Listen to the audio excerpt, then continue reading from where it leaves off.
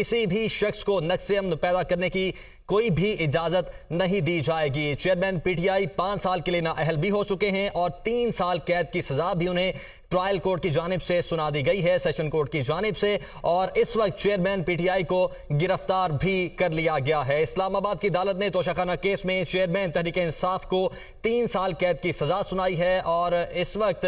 شاہ محمود قریشی کی جانب سے کنفرم کیا گیا ہے کہ چیئرمین پی ٹی آئی کو گرفتار کر لیا گیا ہے۔ 3 سال قید کی سزا سنائی گئی اور اس وقت پولیس کی بھاری نفری پہنچ گئی زمان پارک، وہاں پر چیئرمین پی ٹی آئی کو گرفتار کر لیا گیا۔ شاہ محمود قریشی کی جانب سے باقاعدہ طور پر یہ کنفرم کیا گیا ہے اور زمان پارک جانے اور آنے والے تمام راستوں کو سیل کر دیا گیا ہے، بند کر دیا گیا ہے، اور سی سی پی او لاہور کی جانب سے کہا گیا ہے کہ کسی کو قانون ہاتھ میں لینے کی اجازت نہیں دی جائے گی، کسی کو کار سرکار میں مداخلت کی اجازت نہیں ہوگی۔ اسلام آباد پولیس کی جانب سے معاونت کی درخواست پر تعاون کریں گے، سی سی پی او کی جانب سے یہ بھی کہا گیا۔ تو اس وقت چیئرمین پی ٹی آئی کو گرفتار کر لیا گیا۔ چیئرمین پی ٹی آئی کو گرفتار کر لیا گیا ہے۔ شاہ محمود قریشی کی جانب سے تصدیق کر دی گئی ہے۔ اس سے کچھ دیر پہلے پولیس کی بھاری نفری زمان پارک پہنچی اور